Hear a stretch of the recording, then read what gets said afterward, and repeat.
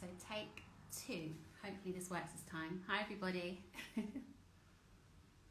a few technical problems. Okay, let's see if this works. I'm trying to get Nick Moberly to join. I can see him, but I don't see... here we go. All right.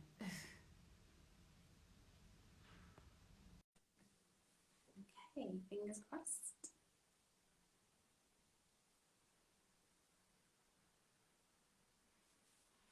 It's gonna work. Hello. Hi, Natalie. I'm just going to a little pod in our office where I can speak. Excuse me. I needed a bit of help to get online. I think I'm in business now. So, great. Now, how's that? That's good. How are you today? Very well. And how are you? I'm good, thank you. I just had to restart this live because of tech issues, problems, but it's fine now. Should be good. Oh, you've frozen. Hello. Hi, Natalie. Can you hear me? I'm wondering if a poor connection. If necessary, I'll exit and rejoin in a minute if need be. But can you hear me now? I can hear you. Yeah, it just froze a little bit, and it's freezing again.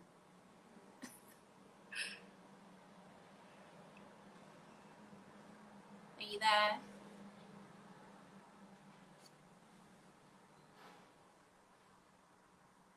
If you can hear me. Hi, everybody that's joined today. Hopefully we can go over these technical issues and then start our interview. Hope everybody's well. Let me see. No, he left. Oh gosh. All right, let's wait for him to join again. I don't think I've ever had any tech issues. Let's see. Oh, here we go.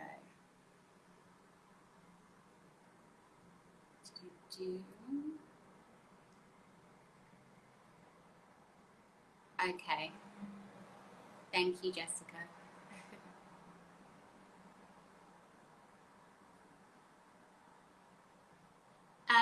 Today, so before Nick joins again, just to, I guess, brief everybody, we're going to be speaking to Nick Moberly from the MS Society, the charity.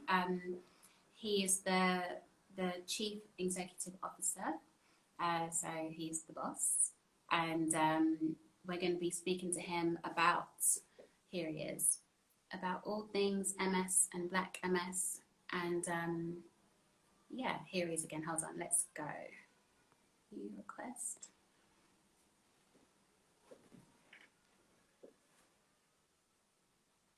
Okay, fingers crossed. Hello. Hi, Natalie. Is that connection any better? I do apologise for the technical difficulties. It seems better. You're a lot clearer. Great. Okay, let's hope it stays like that. So I was asking you how you are today. How are you today? Very good. Thank you very much. Yeah, at the end of another busy week, but all good here. Very good here. And I hope you're well too.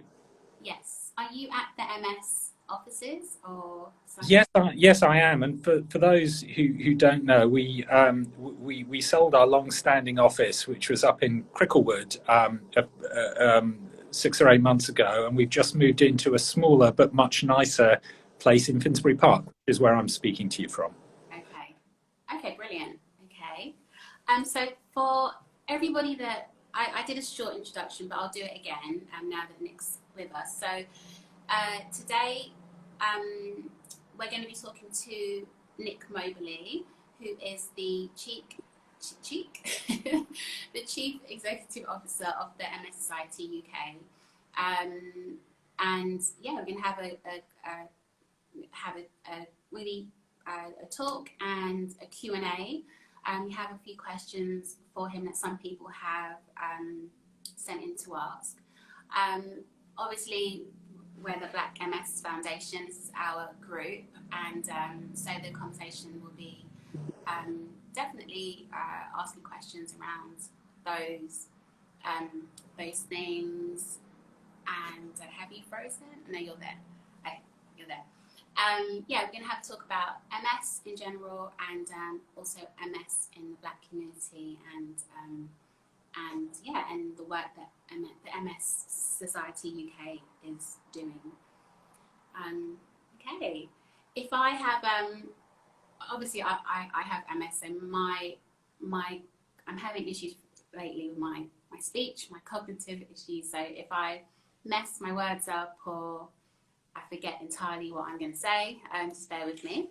I guess I've written down loads of questions and stuff so I don't get off track and stuff like that. So Nick, so I've introduced you. So why don't you tell everybody who you are and what it is that you do?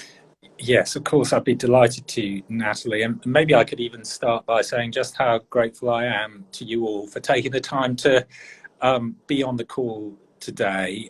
It just is a real pleasure to be in touch, and I hope we're going to have a very good conversation. And please feel free to ask me whatever you want, and I'm happy to be put on the spot if need be. There's things where we could definitely, and please don't hold back. I'm sure you won't. So I am the chief executive of the MS Society, and as I think you know, the MS Society is there are a number of MS charities working in the UK, but the MS Society is perhaps the largest and probably the oldest of the various societies. It dates back to 1953 when Richard and Mary Cave grew very frustrated with the lack of support available to help with Mary's MS, and they took the plunge and set up a first local group. And from that sort of small acorn, and now 260, 270 local groups has grown, and indeed now a national charitable organisation that is absolutely squarely focused on serving the MS community. So that's kind of who we are. I've been with the organisation as chief executive for nearly 3 years now, and my backstory is that prior to joining the charity, I actually worked in the NHS and was for 15 years leading acute trusts in the NHS. So I was chief executive at a great trust in Guildford called the Royal Surrey, which was a general hospital, specialist cancer centre. But also I was chief executive for 3 years at King's College Hospital, which is one of the mega teaching hospitals in southeast London, with a huge focus in terms of its clinical practice on neurology, including MS. And really from that basis, that was what kind of sparked the interest and connection. And as an NHS chief executive, I'd been just hugely impressed by, having worked alongside a number of charities in my time as a chief executive, by how charitable organisations, the best of them, really deeply understand the communities they're there to serve and can build much deeper and richer connections than often is possible when one's just running a big clinical institution like King's College Hospital. So when the opportunity came up to join the MS Society, it absolutely spoke to what I wanted to achieve, which was to be able to really connect and make a difference. It's interesting. So you're from an NHS background. Yeah. I guess is really helpful if you're joining something like the MS Society, in terms of like understanding as well.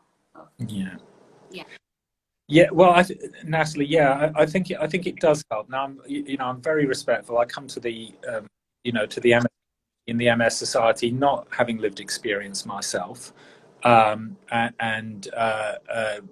that means I have a great, I have still, and certainly at the time of joining, had a great deal to learn. But what I do think I can bring to the party is a real, kind of practitioner understanding of what it's like operating with the NHS and some of the dilemmas and pressures that the NHS faces in trying to provide great service to the population of the UK, and in particular people with neurological long-term conditions. Right, absolutely. I was born in King's College Hospital. Oh, were you? Oh my goodness. Well, there you go. So it's my hospital that I go to, especially with my MS as well. So I can say that they're very good. especially the neurology department. So that's interesting. Well, I think it's, I'm sure we don't want to spend too much time on it, but it is, I think I'm very passionate about King's and indeed about the NHS. I mean, it's, crazily difficult at the moment within the NHS to deliver services against the backdrop of a pandemic and backlogs and funding pressures and so forth. But the kind of commitment of people at the front line is just absolutely outstanding, and it was a very passionate place to work. I should say, incidentally, I'm married to a doctor, rheumatologist, actually, so not exactly the same territory, but actually, of course, rheumatological conditions are often related to underlying immune problems and conditions, so it's not in some ways dissimilar. Okay. So you joined the MS Society UK. When was that? So that was nearly 3 years ago. Let me see. It was January 2019, I suppose. Put it out. Right. Okay. So almost just over a year before the whole pandemic lockdown situation. So how do you feel that MS Society was doing before you joined? Do you think you had to make a lot of improvements or to update anything? Maybe they were just maybe stuck in, well, I don't know. Yeah. What do you think? What work do you think you've done or you had to do when you joined? Yeah. Well, in fact, there's been a huge amount of change, and actually, in a sense, when I came in at the beginning of 2019 was quite an opportune moment, because the MS Society thinks about its forward plans, its strategy is, to use the kind of jargon, on a sort of 5-year cycle, and we were just coming up to the point where we wanted to go through a big kind of process of reflecting on where we were, what we'd achieved, and where we needed to get to, and we crafted a new strategy for the organisation, which was approved at our AGM in September of 2019. So it was one of the early things I did. I suppose what I came in to find, an organisation that's lovely and very committed in many ways. I mean, it's a very, very passionate group of people who absolutely want to serve the MS community well. And I think it's also true to say that there were aspects of the work going on in the organisation which were brilliant, really impressive. If you think about the research program, which we can obviously talk more about, really impressive work in raising funds and sort of deploying them to mobilise the research community and bring the research community together in the UK and internationally. Some really good support coming through some of our national services, such as our helpline. I've just been on a call celebrating the 30th anniversary of our helpline with the helpline volunteers just prior to speaking, and clear, very, very positive feedback coming through on that. And of course, we have, this array of local groups who, in their areas, are doing good and important work. There's also been, I suppose, I found an organisation that was quite sophisticated in the way that it approached influencing policy and campaigning and trying to make the voice of the MS community heard. But if I were to kind of try and sort of distill a thought down as to kind of what wasn't quite right or where we needed to work, I think a lot of it was about, and is about still, it's about reach and connection. And the truth is that although we only exist to serve the MS community, and we're really proud of doing that, the truth is we reach and build really kind of proper, enduring, supportive relationships over time with only a minority of people within the community. And when I talk about the community in its broadest sense, I'm talking about people living with MS and people affected by MS as well. Maybe 1 million people in the UK, you might say. And the truth is, we weren't. I think we were serving parts of the community pretty well, but there were many parts of the community whom we weren't reaching, and we weren't engaging with in a way which left those people feeling like they could see themselves in us. And I think that's a really that is something that we absolutely have to focus on. So we have been, in terms of shaping our strategy and in terms of thinking how we can change as an organization, in a sense, at the heart of it, and there's a lot of moving bits to how we are trying to move forward, but the big thought that we have and that we're trying to pursue is that we want to really much more deeply understand all the parts of our diverse, wonderfully diverse MS community, and find ways of reaching and connecting with and speaking to and serving all those different parts of the community. And we've got work to do. We've definitely got work to do. And I know that's your feeling too, Natalie, but we really are determined to try to get to the right place. Yeah, I think that's obviously really good to hear.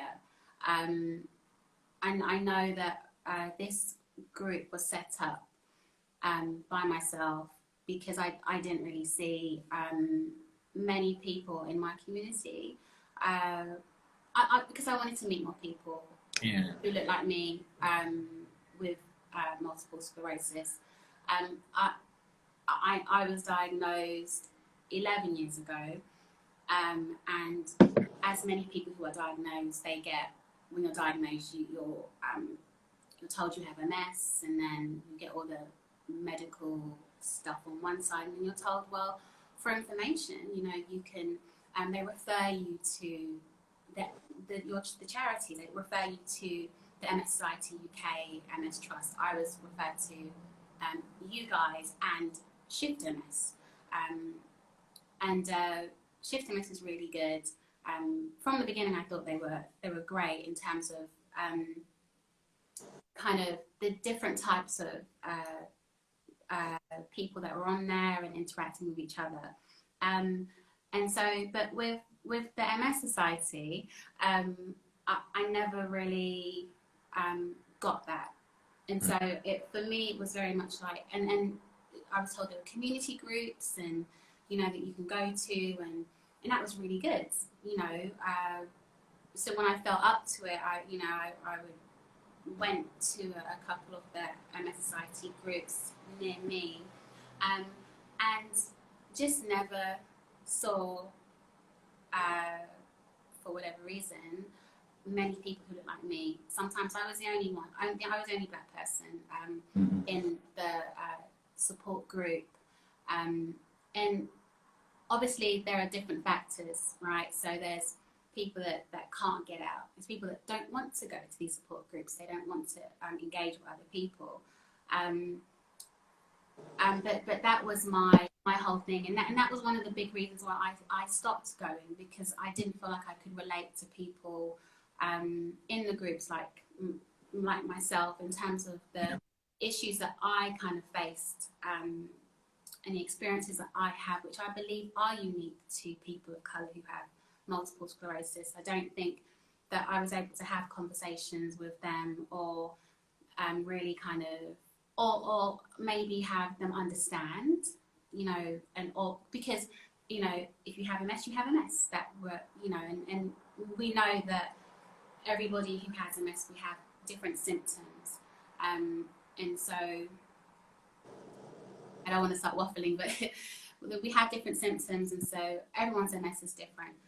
But there are groups of people who have MS.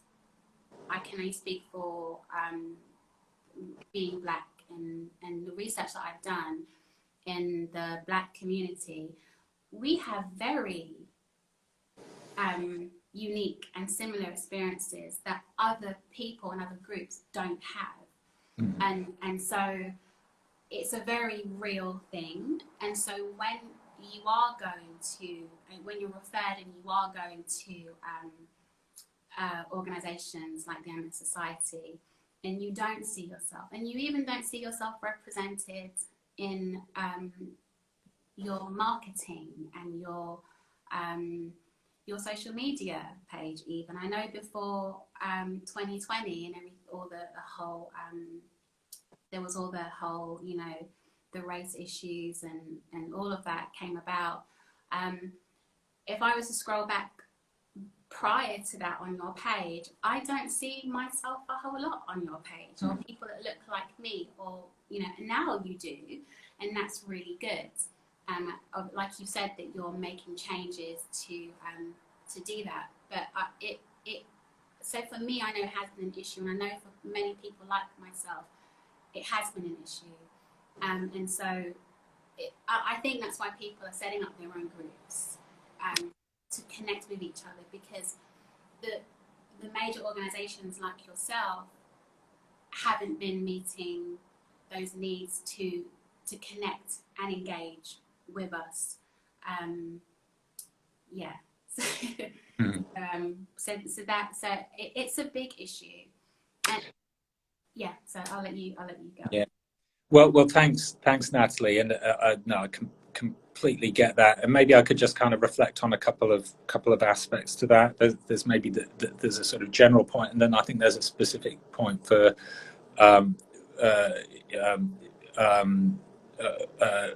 specifically about how it feels from the perspective of a Black person sort of engaging with the MS Society.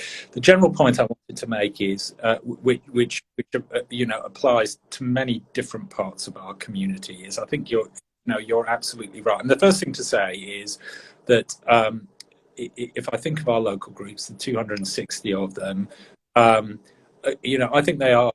I wouldn't want in any way to disrespect the people involved. They do hugely important work. Very, very passionate people involved, and I'm sure that our local groups, we want them to be a part of us and go from strength to strength. But it is true to say that, and this isn't always the case, but certainly I think for some local groups, there will be more of a particular part of our community, for historic reasons, then they won't necessarily represent the full breadth of the community, and not everyone from all parts of our community will necessarily feel that that's where they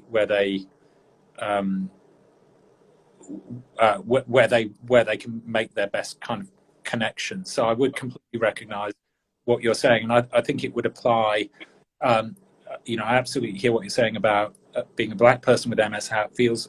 It's true that for some other people, with a new diagnosis, it may be quite scary going along to a local group where perhaps the demographic is mostly people out of work who've had MS for a long time. Can they kind of see themselves relating comfortably in that sort of circumstance, or working people and so forth. So I think our local groups are wonderful, and actually a number of them I think are brilliant at welcoming people in. But I do absolutely hear what you're saying. I think if we only rely on our local groups, that's not going to be enough to make sure that we can help everyone. And I would completely recognise that for many people, what they're looking for is the ability to connect with and build relationships with people who they feel are like them. So I think we have to find a way of doing that, and we have to find a way. We are thinking very much about how, building on the bedrock of local groups, we can create more flexible sort of social connections for people to be able to get together either in person or online with people who they genuinely feel are much closer to their own sort of life experience. So we are really wanting to, respond to that need to be more sort of inclusive. I think I would say as well, I mean, and this is just reflecting on the MS Society and the journey we're on with regard to becoming more diverse and inclusive as an organisation. I think what you say, I completely recognise what you say about not seeing, people of colour, for example, represented in the kind of media presence of the organisation, and indeed not feeling that we were properly understanding and connected with parts of the Black community, for example. The organisation has actually for quite a long time been trying to do some work in the broad diversity and inclusion space. So it's not that people haven't recognised it as an important issue, and it's not that nothing has been going on, because actually, quite a lot has been going on. For example, with regard to recruitment, we made some quite good progress in diversifying our board of trustees. We've really focused on good employment practices to ensure we address the possibility of unconscious bias and make recruitment very kind of fair and open. Would be examples. We have tried to make sure that we are actively represented and seen to be represented in important events like, Pride and in terms of Black History Month and so forth. But overall, and we've been having, as you know, a very kind of active conversation in the organisation just now with a view to launching a much, much more powerful plan to move forward on diversity and inclusion. I think that the feedback is clear, and I think we would recognise it. We've been too slow. We've been a bit complacent, maybe more than a bit complacent. We just haven't done enough. So we've done a bit, but we certainly haven't done enough. And I want to say, Natalie, to you and to others on the call, we do recognise and we apologise for that. That's not good enough. And it's, the events of 2020 absolutely kind of put into stark relief that is just not good enough. And we're very, very committed to trying to move forward in a very, comprehensive, intentional, assertive way to both to reach and support members of our community from all parts of the community, but also thinking about us internally as an organisation to make sure that we are as inclusive as we possibly can be.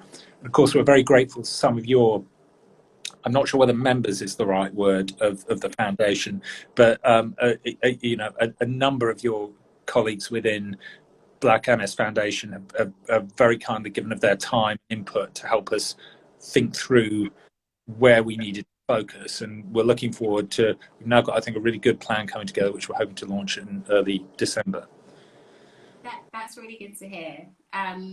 Before we had this live, I asked people to ask questions and to ask you, and also if you're watching this live now and you want to ask Nick any questions, and please just make a comment, and then I'll ask him those questions during.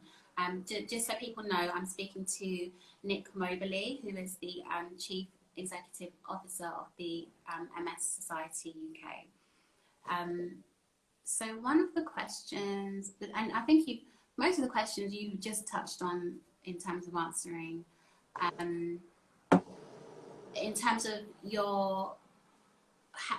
someone asks, how is the MS Society structured in terms of their staff, and how, because if their staff don't represent the people that they're basically, it's if the staff don't represent the people that they're working for, how are they able to make that connection to help? I guess especially as I think when you think of like a charity, you kind of, there's lots of organisations and businesses out there that that don't have a lot of people, or that aren't.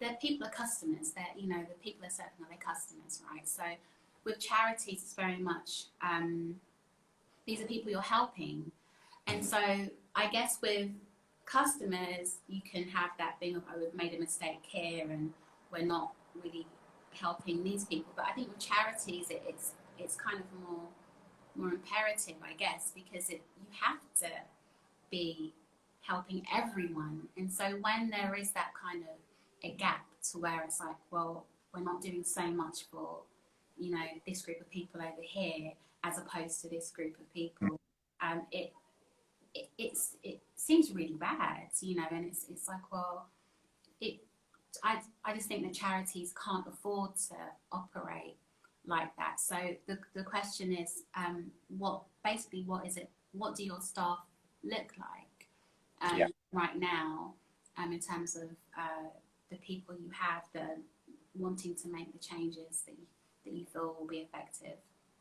Yeah, no, thanks, Natalie. And maybe just to start with the point of principle, then I'll talk a little bit about the organisation, how it's structured, and then I'll give you a kind of frank sense about where we're at. So as a point of principle, I mean, the point you've made is one that we as an organisation completely subscribe to, which is, in order to serve what's a very diverse and heterogeneous MS community to the best possible extent. We have to look like and reflect that community as best we can in all its many facets. And that means in terms of ethnicity, it means in gender, we need to have really good level of lived experience within the organization. And, there are, of course, other aspects of diversity as well. But I would say, at least on those three, we need to be showing that we do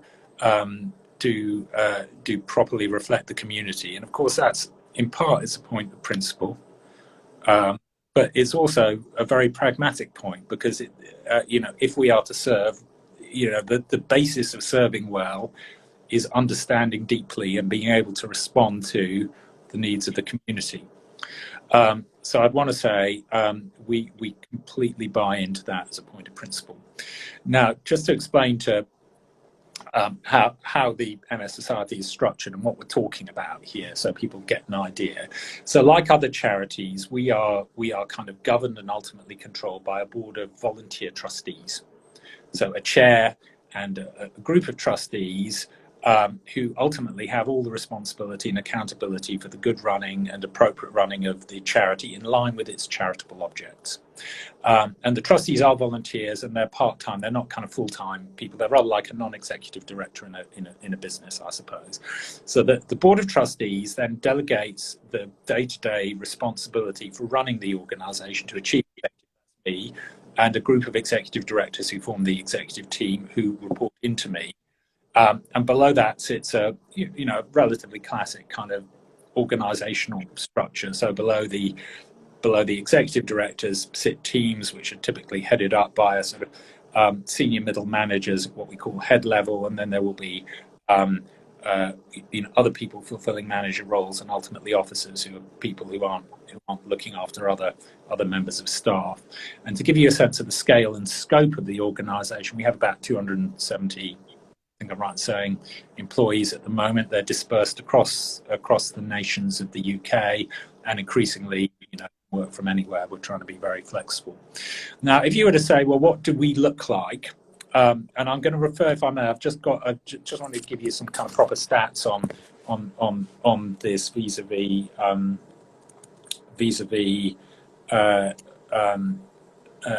ethnic mix. So if you can bear with me and excuse me, kind of looking sideways, but I just wanted to find the relevant bit so I can just kind of quote you the numbers.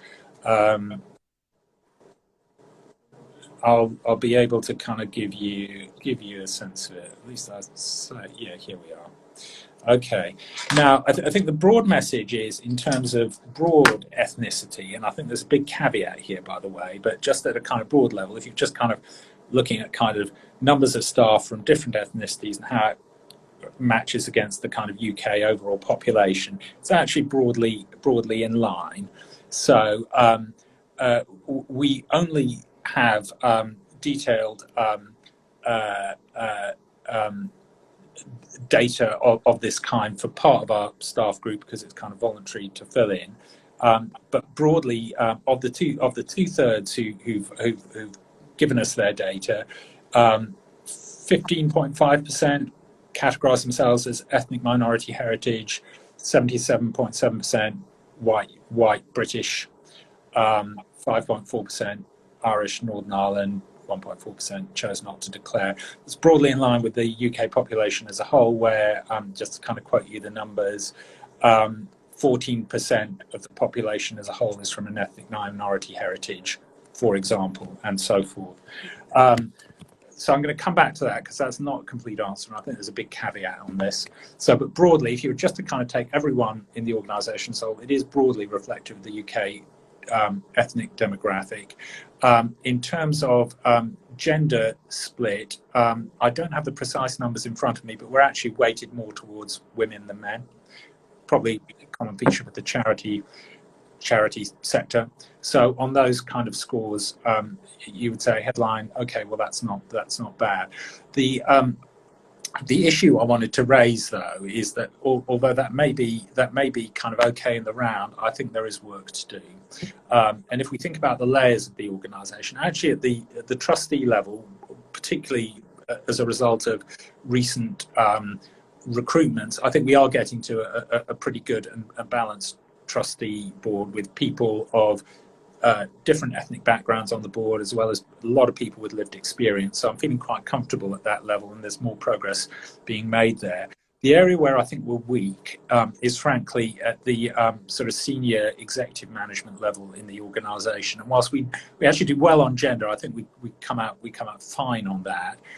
In terms of ethnic mix, we're not where we need to be. So we are much below where we need to be in terms of number of either executive directors or assistant directors or heads who are from who characterise themselves as being from a non-white UK background. And I think that's a real weakness, and we've got to find a way of making progress on that. So I would highlight that as our kind of big issue in terms of getting our reflectiveness right. I should say, incidentally, just on lived experience, people living with MS, actually throughout the organisation, we do have, I think, a decent representation of people living with MS, kind of as you'd expect. So I would say our issue, not so much gender, not so much people with lived experience, but I think it is about the ethnic mix in the organisation, in particular at senior management levels. Right. So I hope that sort of makes sense. It makes sense, yeah. I think it does sound kind of very representative of how most organisations are, just in general. You know, you have more men at the top, more white men of a certain age, and I guess they kind of telling everybody what needs to happen, and so yeah, until those things change, then it's very hard to kind of to make the connection where there has been like a disconnect. But I think that but like you say, that you're putting in your strategies and making the changes for that to start happening. Yeah, the one thing I would say, Natalie, just so I wouldn't want people to feel, in any way unclear about it, and this is actually not dissimilar from the NHS, funnily enough.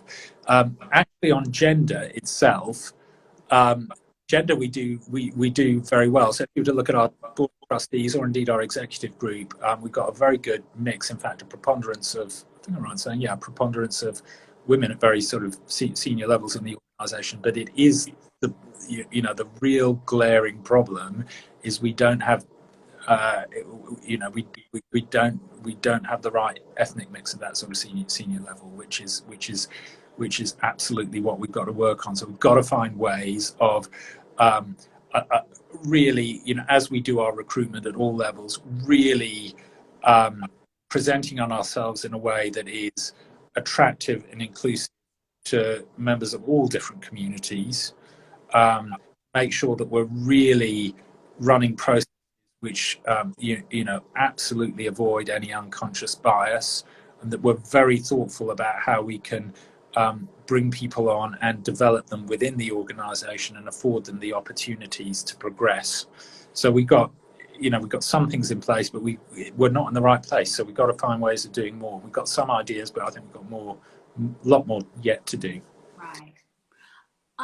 Are you aware of the because I know there's obviously the issue of not having the representation, but on the health side of MS, are you aware of the research that has been done or hasn't been done on MS and how? Because for me, I think that this is the main issue. This is a bigger issue that I feel that I have more so than the representation. I think, and obviously there's more representation, there wouldn't be this issue. But my issue is with Black people and MS. How are you aware of the research that's been done of how it affects us so differently to maybe a white person with MS, or now in terms of the in terms of we have, when we're diagnosed, and I don't know if there's a connection between a lot of us being diagnosed late, when we're diagnosed, that MS is a lot more progressive than other people, other groups' MS. How we react to a lot of the treatments that come out, we're not so reactive to those treatments, and they're not as effective on us as they are with other groups. And so it's things like that can be really upsetting, because if there has been initial research that has been done to show this, as a follow-up, there hasn't really been the work done to by organisations that say their major focus is research. There hasn't been that research done on Black people to look at those things. And so it feels like, when I know I've had MS for 11 years and I'm going through, different types of treatment and options and stuff, and things that are known to not be as effective on me, why am I having to go through this? Why isn't the research being done to look more into these things to help us more? And I'm like, I don't know where. What it's okay to set up a group and raise awareness of being Black with MS, but in terms of those things that like I've said have been researched and shown to affect us more, and nothing's been done about it. It's like it feels like researchers or whoever sets these things up, they don't care about us. And I don't know if that's connected to the lack of representation, so they don't see us in that way. I think it is also, if you go deeper into it, it's a historical thing with people of colour and the medical industries. But to stay on topic with this, am I making sense in Yeah. the research on how MS affects us? So just so it's the exact same way that it affects women differently and children differently, and the research has been done for them, but it hasn't been done for Black people with MS. Yeah. No. Well, thanks, Natalie. And if I may make 2 or 3 comments on that. So the first thing to say, and I might just kind of reference for you and for others on the call, that if you were to go to our website and search for there's a page on the SEAL report, which also has a little section on the research position.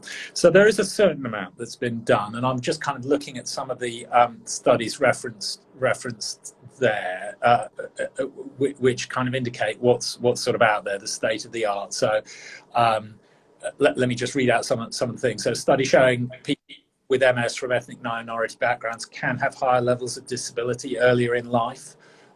So there's a link there on that one. Studies showing people with MS from ethnic minority backgrounds have lower access to healthcare.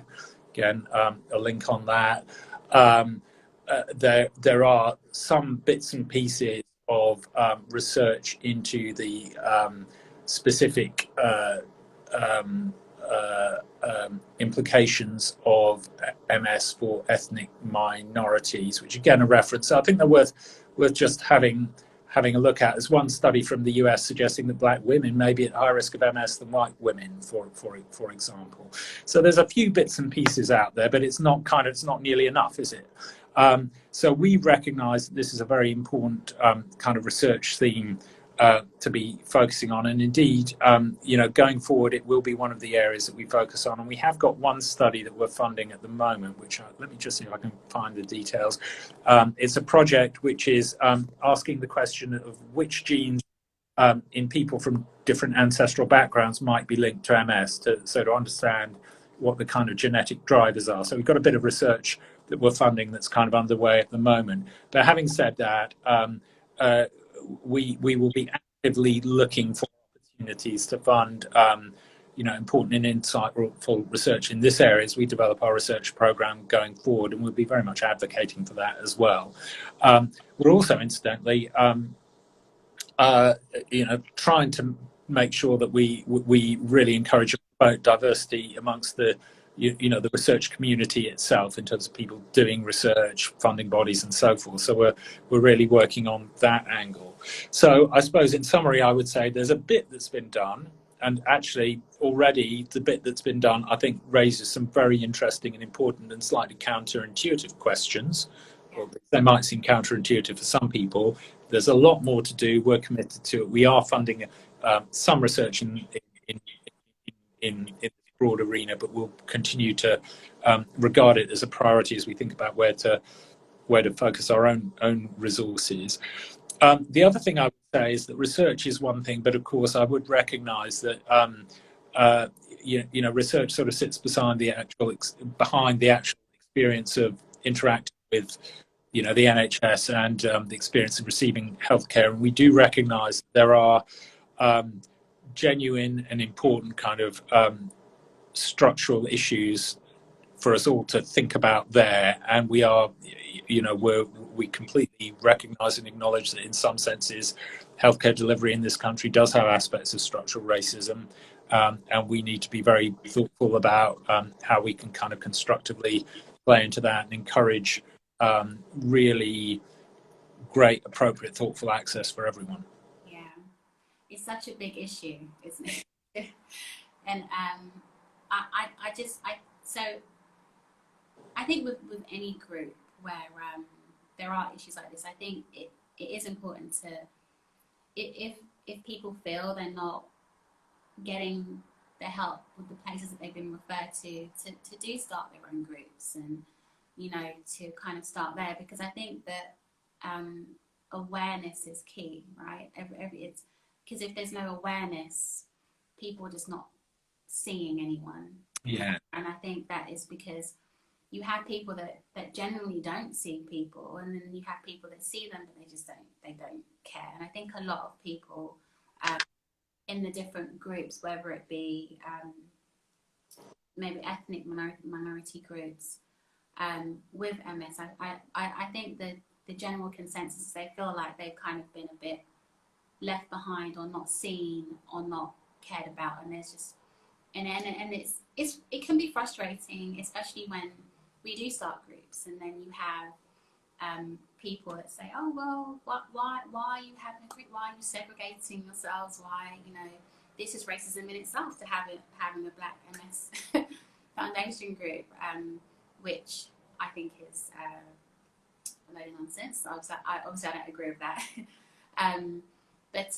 Yeah, I think it's such a big issue, and there's so much work to be done, but it does start with awareness. Well, I completely agree, Natalie, and I think it's a very big issue, and I'm sort of conscious that there are probably many people in this country who would consider themselves to be good people, genuinely good people, trying to do the right thing, but who somehow don't have quite, whose awareness of the problem is not in the right place. And I think for many people, it's there's a journey to be gone on. I think about myself, and I've always been very proudly egalitarian and in principle kind of inclusive in my approach to life, but I have definitely been on a journey in the last year or two. I've been doing a lot of reading around.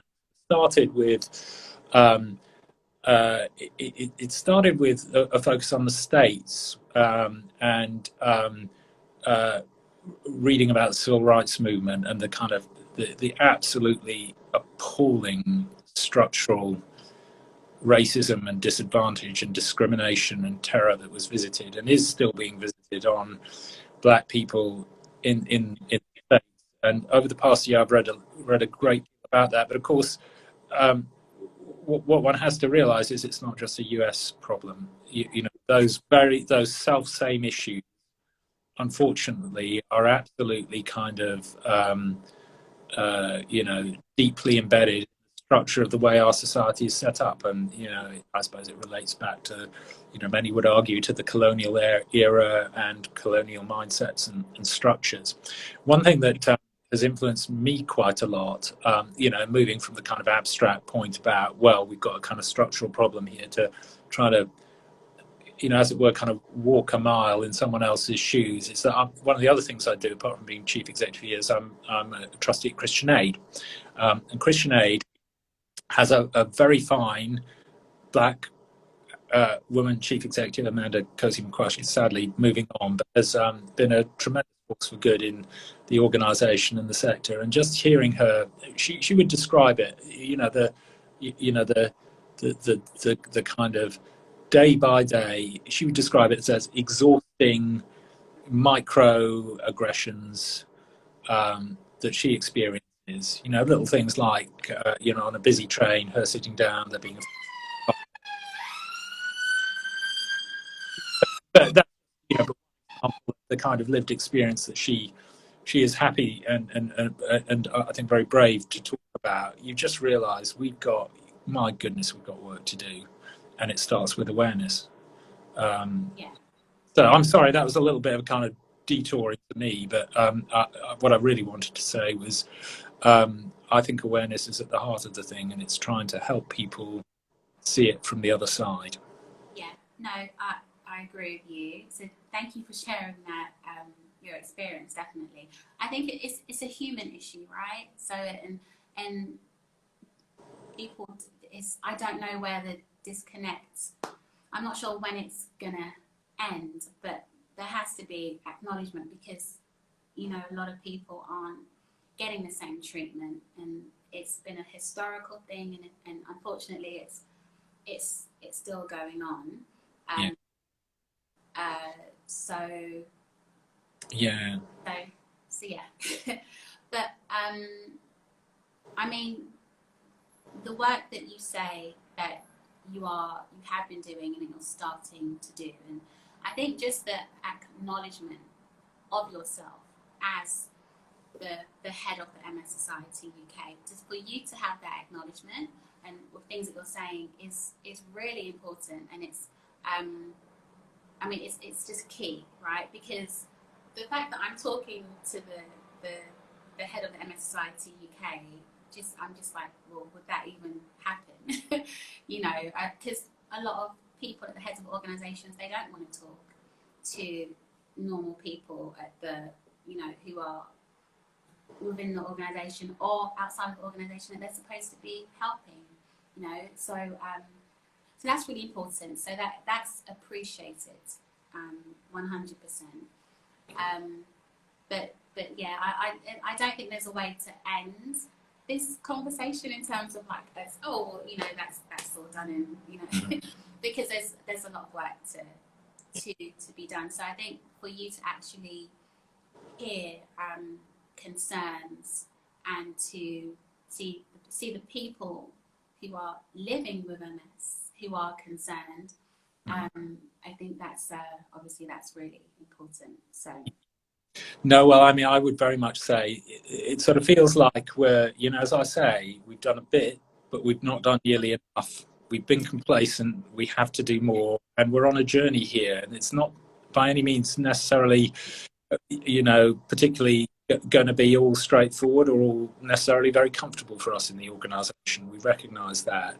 But what we'd love to do, Natalie, with you and with other people, colleagues on the call, is we'd really love to stay in touch, and we want this to be, as it were, the sort of start of a dialogue, and we really want to be able to hear your thoughts and your challenges and your input as to how we can move things forward and get to where we all want. Yeah, absolutely, definitely. So I think that won't be a problem. There's some questions that people have in the comments. Let me just go through, and then that'll be a way to end our conversation. So, Cat's Foodie Life. I love some of these names. that's how I came across this page. I sought it out to find people who look like me and have MS. I was diagnosed in January during the lockdown.